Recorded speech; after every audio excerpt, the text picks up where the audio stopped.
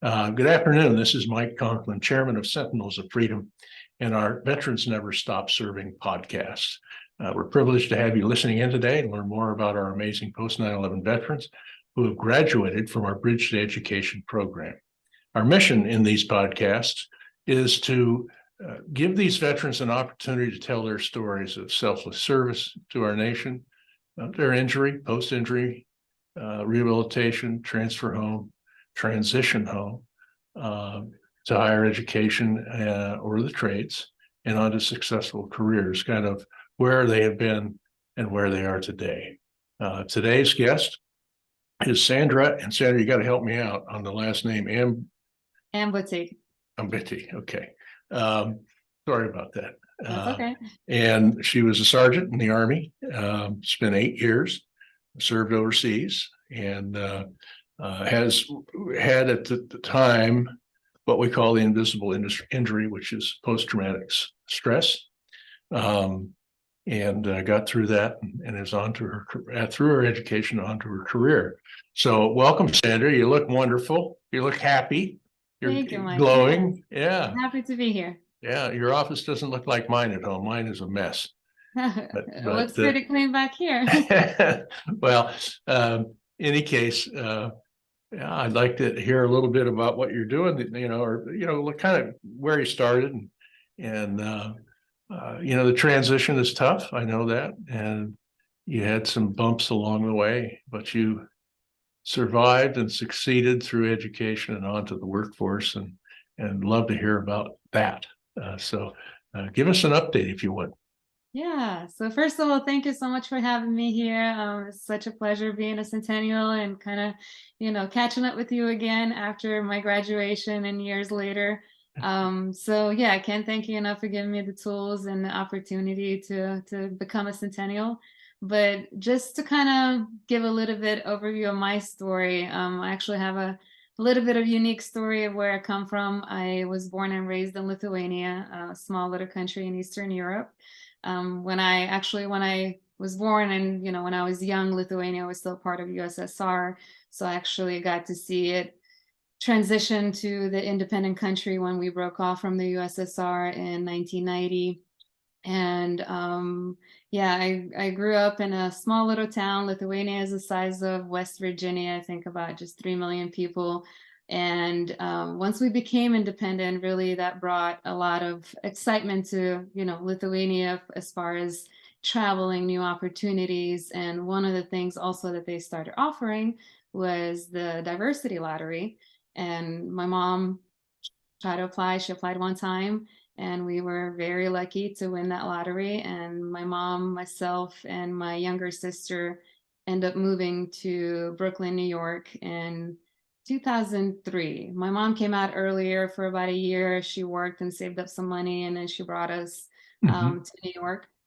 But the way I joined the military, so, coming from Lithuania to the United States was a huge shock. I didn't speak any English. I really didn't know much about the culture.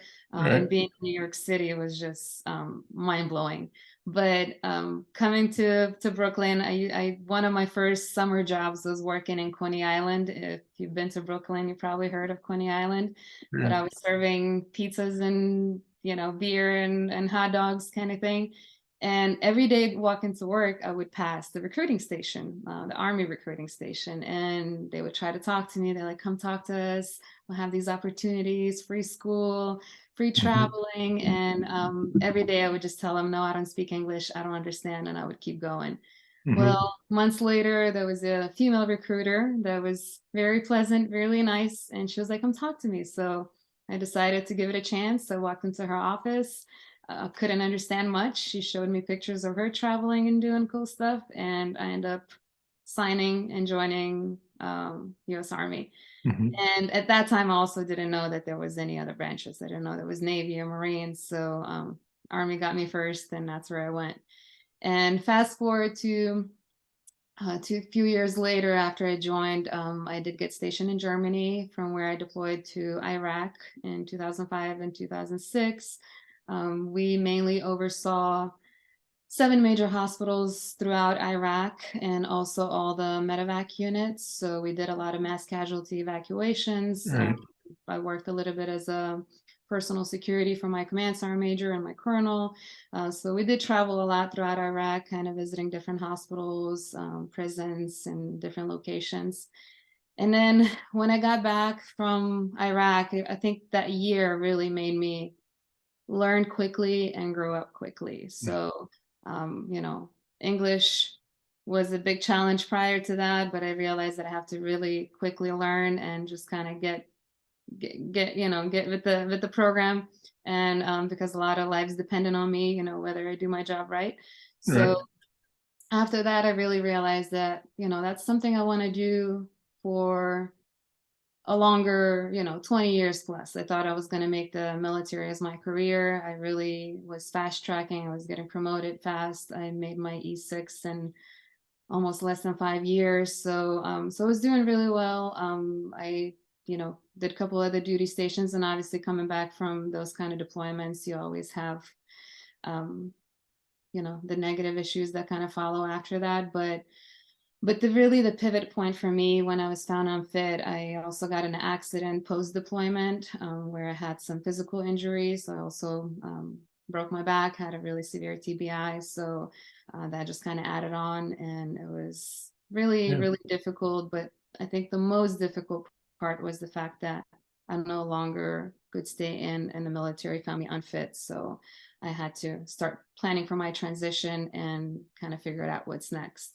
Right. And I think that year when I was transitioning out was the most scary to me because, I came to the United States, I had that transition and kind of adapting to the new culture, or joined the military, finally found something that I could connect to and it felt like a family. And now all of a sudden everything is kind of gone and I have to start from scratch. So that was pretty tough. And I decided to move to San Diego to pursue my bachelor's, which I did at San Diego State University.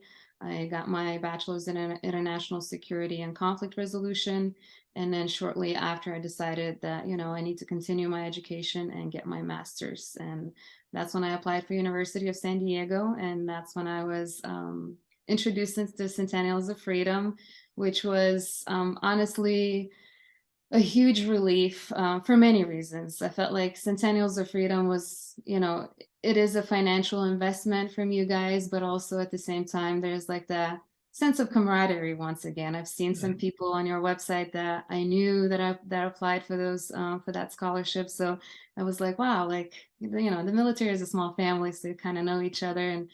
And then just getting the financial investment as well from you guys, it was a big relief to me because I still helped my mom financially. So I was able to truly focus on schooling, not have to have 3 different jobs, but still be able to help my mom financially and, be kind of financially stable myself. So it was a big, big relief. And you guys gave me tools to succeed and finish my master's program, which I graduated from USD in 2018.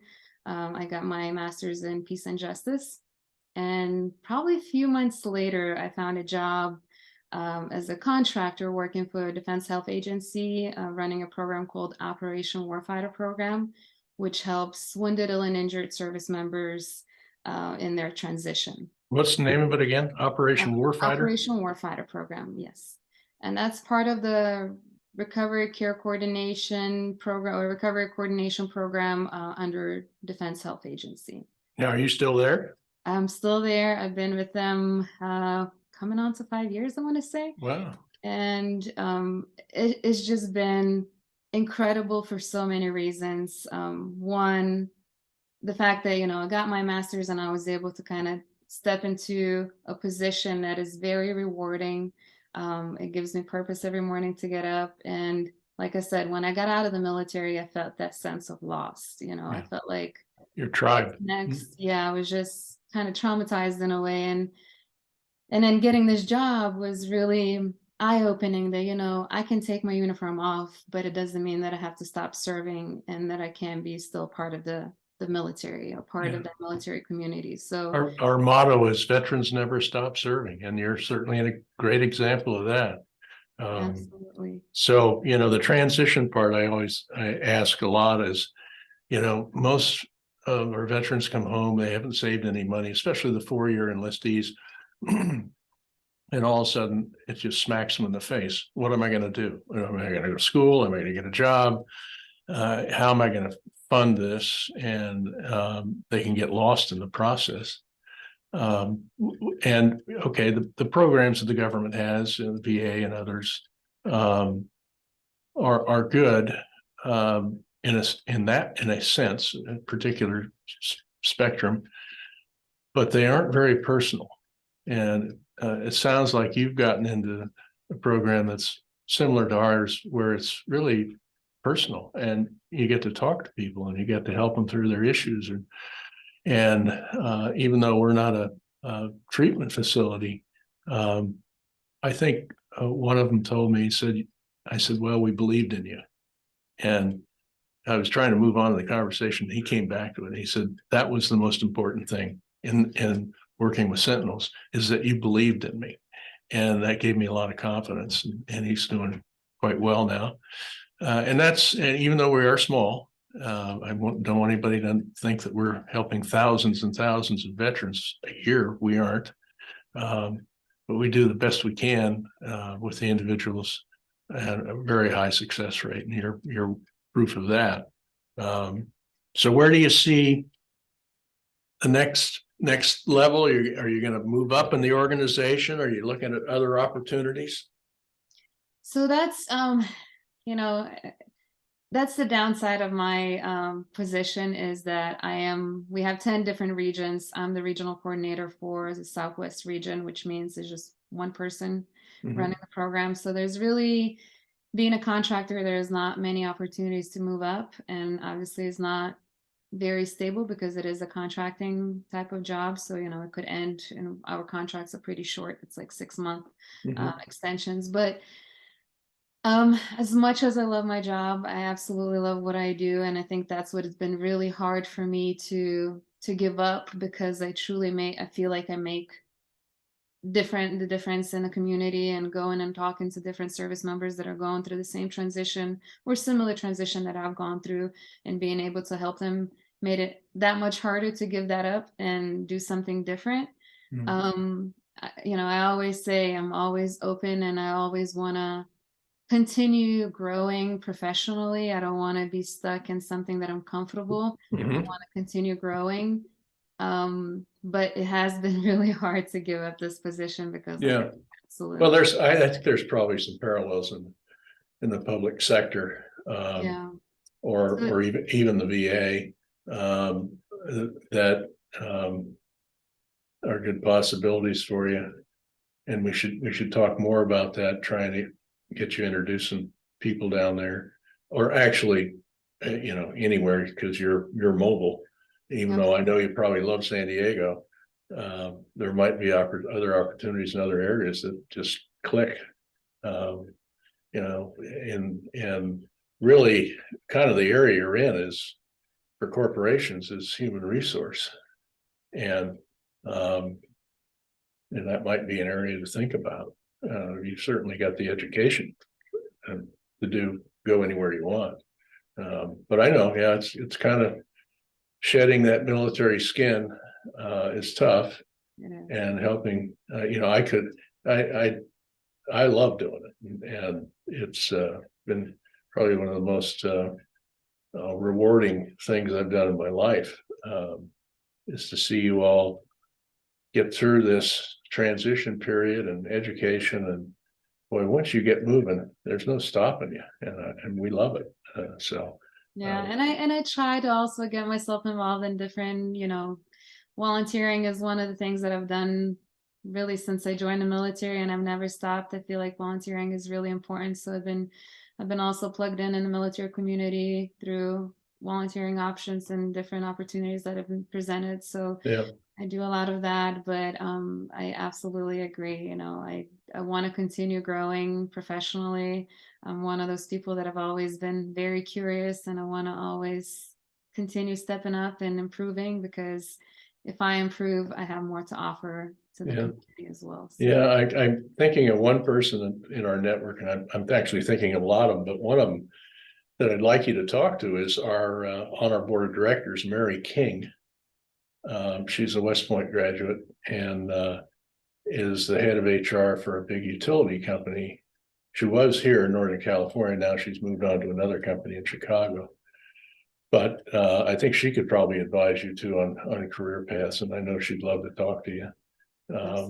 But the other things is every time I talk to somebody now, my wheels start spinning, and I'm thinking, okay, where's the opportunity? Who do we know? And try and network you in. So really, we never stop trying to help our Sentinels move forward and onto opportunities that they can be a success at. So now it's in my head. Look out, because I'm going to make some calls for you. And that's why, like I said, and that's why it's an honor, and it's just so great to be part of this organization, because truly, it's not a one-time assistance and then you move on. I've been getting emails from you guys, being part of the Facebook page, like just so much involvement, so many success stories, and just people connecting with one another. It's been great. It really is. Well, we're very, very proud of you, Sandra. I mean, you worked so hard to get where you are today, and I'm also very proud of you for taking care of your mom and family, and coming here as like you said, not speaking English. I mean, look at the path and the journey you've been on. It's pretty incredible. So you're a good person, and we're very proud of you. So I'm going to sign off with Sandra, and thank you all for listening. These stories are important. I think they're inspiring. I think that every citizen should hear them, and every citizen should talk to their children and grandchildren about the quality, the service that these individuals in our military provide for us, and the things they do when they come back as veterans in our community. They honestly never stop serving. So thank you, Sandra. Goodbye to everybody. Look forward to talking, or having you listen in on our podcasts. We're doing 2 or 3 a week, and we're trying to do 2 or 3 a week. And it's always very inspiring for me to take the time to do this, and it really energizes me to keep going and doing good things. So thank you. Mike Conklin, Sentinels of Freedom, signing off.